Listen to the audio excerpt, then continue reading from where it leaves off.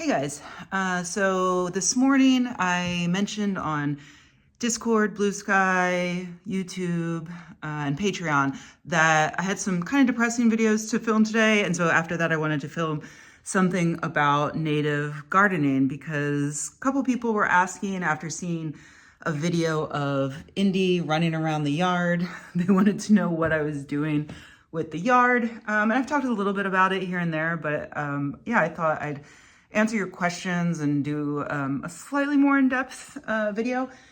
But when I asked for your questions, a lot of you also had a lot of questions about food stuff, which I am also doing. As you can see behind me, these guys are all about to go outside for their hardening off. So I'm gonna break this up, I think.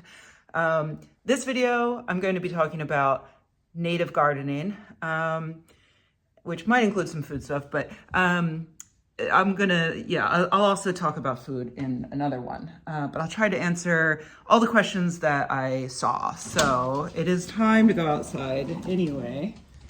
This is Indy's lunchtime walk / zoomies. Go, go, go, go, go, go, go, go. What are you doing? Okay, so yeah, this is my garden. Oh wait, can I just switch around the camera? Probably not. I don't know how iPhones work. This is the garden. This all used to be just lawn. When we moved in, it was just a huge waste of water. I live in the Bay Area and we do go through periods of drought. And so personally, I found it to be really wasteful to have just a regular grass lawn, although Indy loved it. And was very annoyed, I think, when I killed it. So the way I killed it was by sheet mulching. I just collected a bunch of old cardboard boxes from friends and neighbors and from moving and laid them over top of the lawn, and then covered that in compost. Oh, look at this. Oh, never mind. Oh, wait, there he is. Hold on. It's a cute little, there's a little bumble. I'm trying to get him. Covered it in compost and then mulch. Yeah, I just hit the stop button. I'm an idiot. So I do have a car. Here in the Bay Area, there's a place where you can go to get free mulch and compost. So I did that. It's called Greenview. It's in Bayview. I just loaded it into the trunk of the car. My husband was not super happy about it. But whatever. But I know one of you said that you are dealing with just having a bike and panniers. So it'll be trickier, but there are, you should look at your city programs because some of them do offer free or inexpensive compost, and some of them even offer delivery. And for mulch, you can always go through a thing called chip drop. I literally had, arborists have to pay to get rid of their ground up trees.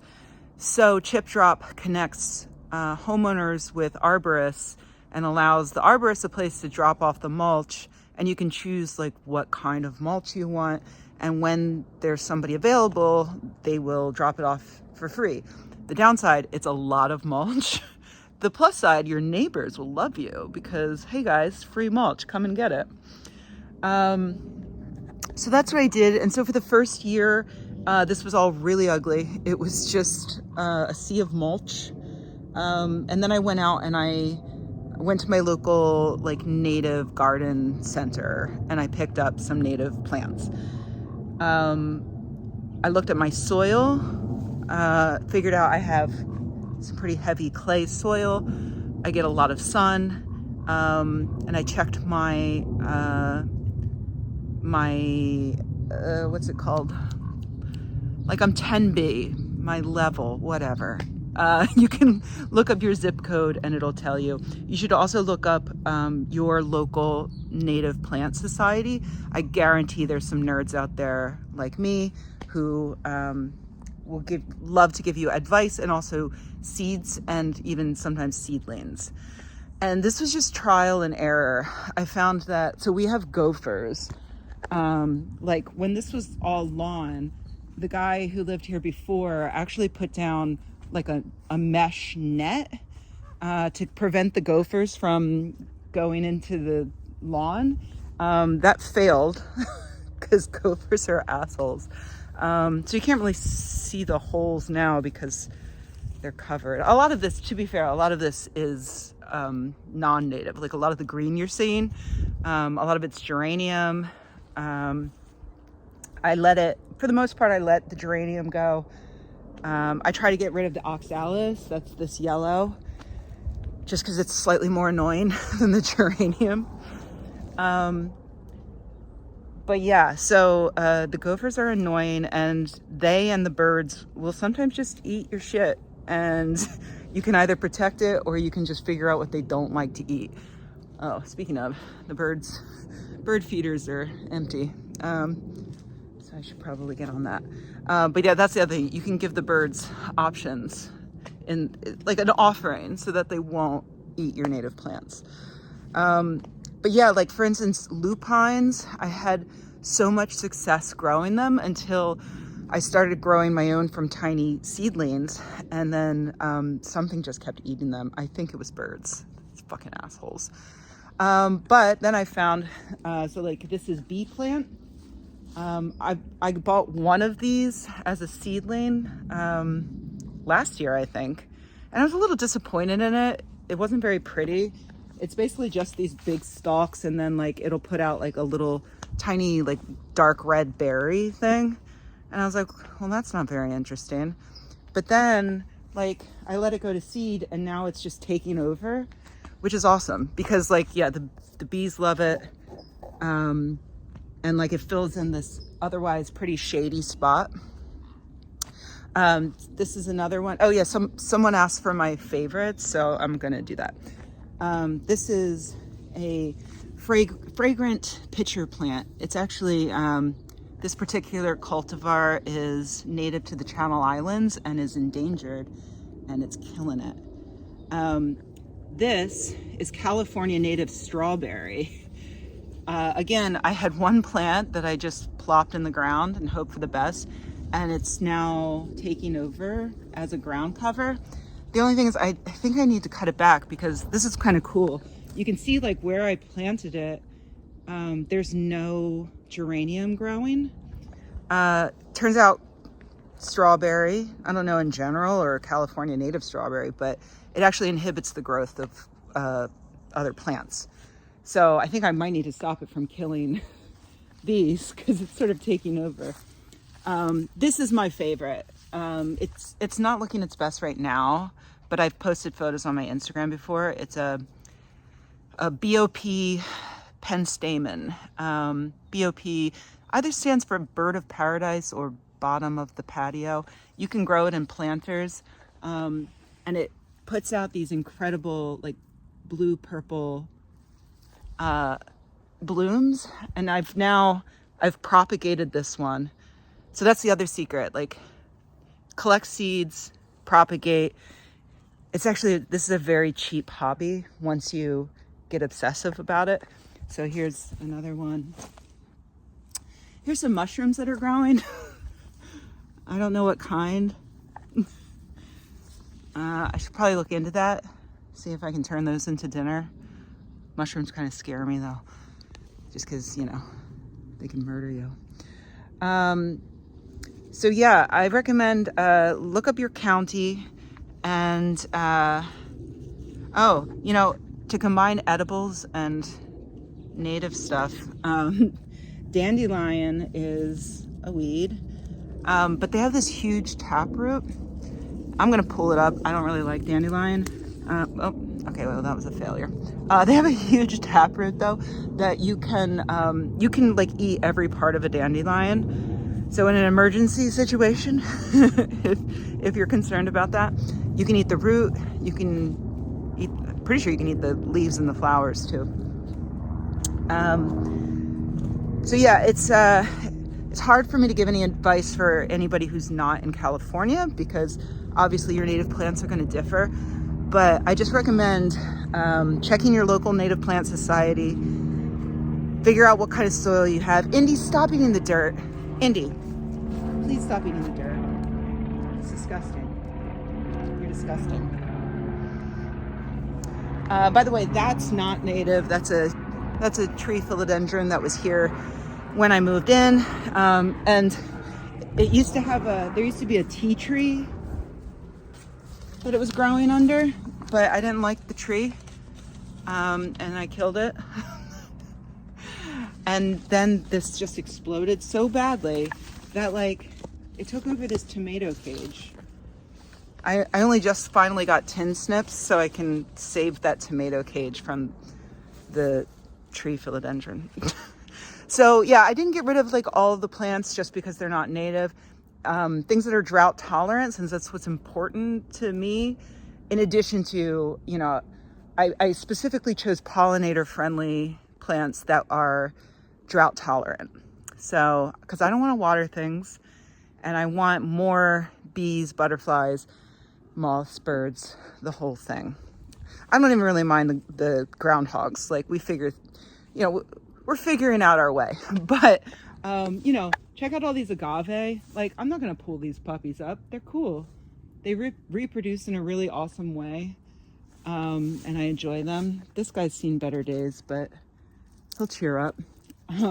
Oh, these I actually did plant. So these succulents are not native necessarily, but actually every one of these started out as just a leaf that somebody on Facebook Marketplace was throwing away, like a giant box of succulents that they had pulled up or trimmed. And so I biked by, saw them and picked them up. And then I just threw them up here, and they've rooted and taken off. So those are awesome. And they put out blooms that the pollinators really like. And then there's this geranium that I don't really care about it, but it won't die. I don't do shit to it. It just goes. So that's my philosophy. I pull up some weeds. Like I'm going to go through here and pull up some more of the oxalis and these grasses. They might be native grasses. I planted some native grass specifically for that guy because he likes grass so much. But then I just thought it was ugly. And then I realized I couldn't tell the difference between the native grass and the grass that was here before. I mean, I guess it's good. Like this grass is obviously doing fine, but I just think it's kind of ugly. So I think I might pull it up. So yeah, I leave in place the things that don't need my effort. And then I just sort of plant new stuff. And then it's been interesting. Oh, what are you? I think this is I think that might be a Grand Colombia. That's cool. So this is a really cool time actually, because this is like the 3rd year-ish. And like, so at first it was just all brown, all mulch. And then it was like mulch and weeds with like a few native plants here and there. And then it was like, oh, some of the native plants are reseeding and coming back. And I don't really have to do much. I just have to like, you know, I'm going to like, I'll clear out the geranium around this and the dandelion around it just to make sure that it thrives. And even the strawberry, I'll keep the strawberry away from it. And then I'll just see how that comes in. And I think actually somewhere around here, I noticed the other day, oh yeah, here we go. So this is a yarrow. Some of you asked about medicinal stuff, and that's going to vary a lot. But yarrow, I think, is one of those ones where it has a lot of like old school uses. I just think it's really soft and pretty. And I'm excited because this has reseeded itself from last year. Here's another one. So this is another place where I'm going to just clear out the geranium and the grasses and just make sure it has a place to thrive. This is a weed that I love. This is a nasturtium. Here's a flower coming in. So this is another one where you can eat everything on a nasturtium. Nasturtiums are not necessarily native, but I don't need to water them. They pop up where they're going to pop up, and the pollinators go nuts over them. And yeah, like every part of them is edible, I think. Like you can eat the blossoms. But my favorite part is after the flower is done, it turns into a seed pod, and it's exactly the size and shape and texture of a caper, but it's a little more peppery. And so when that happens, since I have so much, I've like never planted it. It's a weed. So then I just go through, and it's actually really a relaxing way to spend some time out here, is grabbing all the seed pods, collecting them together, and then I just make a quick pickling, like vinegar not sauce, pickling juice. And yeah, you just let it sit for like, I don't know, like a week or so, and then you've got capers. They're exactly like capers, but they're more peppery. They're a little more spicy. So if you don't have nasturtium naturally growing in your garden, if you like the sound of that, then yeah, you can pick up a seedling, and then I think once you plant it, it'll just go nuts. It depends on your region. Again, look up your growing location. So yeah, and then another non-native are the roses. I was never a big rose fan, especially like white roses. So I was like, well, I'll just let those die. No, they don't die. This is their worst year. They kind of look like they want to die. And that's why, as I mentioned in my post, these have always been white, but now they're coming in pink. And apparently that's from stress that can happen. So you can see a lot of these leaves are yellowing. It turns out you really have to like go to town trimming rose bushes. So I already gave them one trim earlier, but it looks like they might need another one. So yeah, I guess that's my, oh, and I don't really like, obviously I love mess. I like things to be messy. I don't like for them to be prim and proper. So this suits me. And I just don't worry about it too much. Like, but I know that some places they have HOAs that'll get annoyed with you. I'm very lucky that I don't have that. I'm lucky that the one opinion I do care about has adapted well to no longer having a grassy lawn to roll in. He still likes getting the zoomies around his new meadow. And yeah, that's just kind of what I'm going for, is a meadow. At first I worried about like where to plant stuff and what it was going to look like later. But now I'm just like, who cares? Like, it's all fun. It's a very low stakes game. And just being out here is really fun, and seeing, I can't even describe to you how exciting it is seeing native plants that I didn't plant coming up. Like, it's so cool. I also should mention the coyote mint. The coyote mint is so cool. So that's this guy. Like, look at this alien.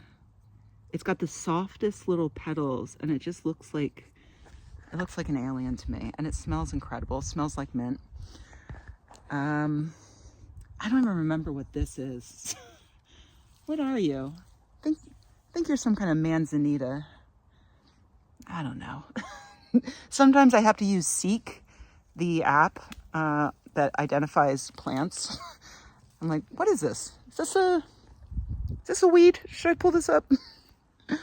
Yeah, but it's a learning process, and I've had a few setbacks, like animals eating stuff.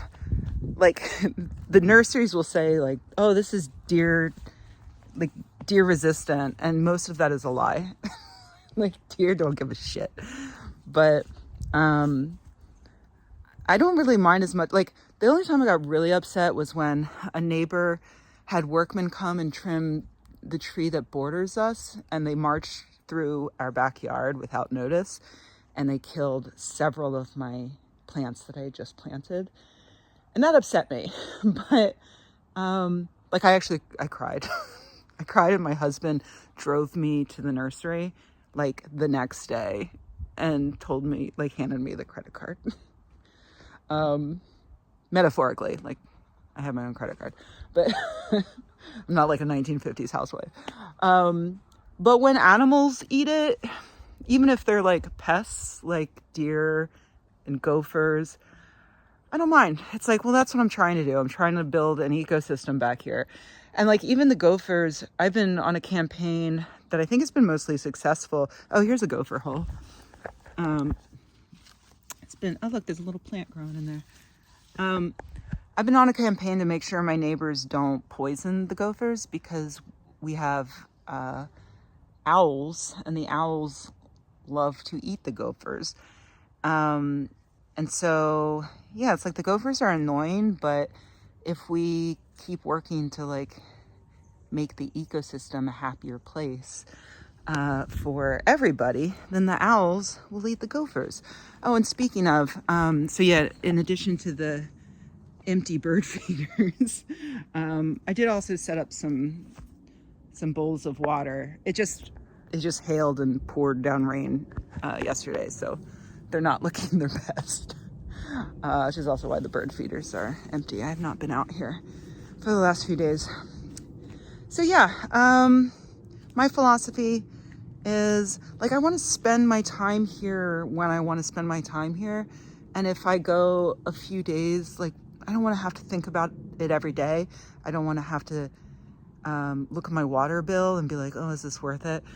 So that's the benefit of having a native garden.